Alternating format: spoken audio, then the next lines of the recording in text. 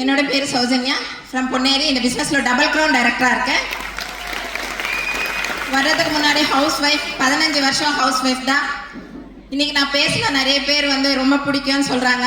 ஆனால் நான் தமிழ்நாடு வர்றப்போ ஃபுல்லாக ஆந்திர பிரதேஷ், தெலுங்கு, அதுக்கு வெளியே போனால் தமிழே தெரியாதுன்னு சொன்ன குடும்பம் இன்னைக்கு தமிழ் கற்றுக்கிட்டு பிஸ்னஸ் பண்ணுறா அப்படின்ற ஒரு விஷயத்துக்கு எடுத்துன்னு வந்த இல்லை. எங்கள் அப்பா என்னை அப்படி வளர்க்கல அப்படின்னு சொல்லிட்டு 3 பொம்பளை பசங்களோட எங்கள் அப்பா என்னை வளர்த்து வச்சாரு. அதோட நான் எங்கள் வீட்டுக்கு வந்து full and full house wife mentality. எந்த மீட்டிங் வர சொன்னால் அந்த பசங்க சாக்கு சொல்லிட்டு இருப்பேன். ஆனால் ஒரு 7 வருஷத்துக்கு முன்னாடி அந்த பசங்க சாக்கு இல்லை, அந்த குழந்தைங்களுக்காக தான் இந்த பிஸ்னஸ் ஆப்பர்ச்சுனிட்டி எடுக்கணும்னு ஒரு அவார்ட் ஃபங்க்ஷனில் முடிவு பண்ணி என்னோட முதல் இன்கம் 375 ரூபாயில் ஆரம்பித்து அடுத்தடுத்து அது கோவிட் அப்போ 1 லட்சம் தொடர்ந்து இன்னைக்கு 4,70,000 தாண்டி போயிட்டு 1000 rupees நான் சப்போர்ட் பண்ணலாம். என் ஹஸ்பண்டுக்கு ஒரு பிரைவேட் எம்ப்ளாயா இருக்காரு, நம்ம எப்படினாலும் நம்ம குடும்பத்துக்கு சப்போர்ட் பண்ணணும். வெஸ்டேஜ் ஆப்பர்ச்சுனிட்டி நான் பார்த்தேன். இன்னைக்கு நியர்பை 5 லட்சம் பத்தி நான் பேசிட்டு இருக்கிறேன்.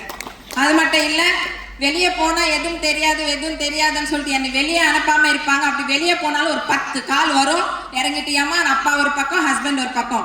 இன்னைக்கு நான் அந்த வெளியே உலகம் அப்படின்னு தெரியாத ஒரு ஆள் இன்னைக்கு 12 கண்ட்ரிஸ் போயிட்டு வந்தாச்சு, ஃபாரின் கண்ட்ரிஸ் சொல்லிட்டே போனால் ஒவ்வொரு கண்ட்ரி பற்றி.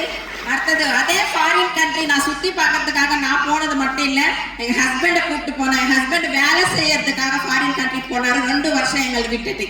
ஆனால் இன்னைக்கு சுற்றி பார்க்கறதுக்காக கூப்பிட்டு போய் எங்கள் அம்மா அப்பாவும் அதில் வந்தாங்க. என் பசங்க 3 பேர்னு, ஃபர்ஸ்ட் பையன், 2வது ட்வின்ஸ்.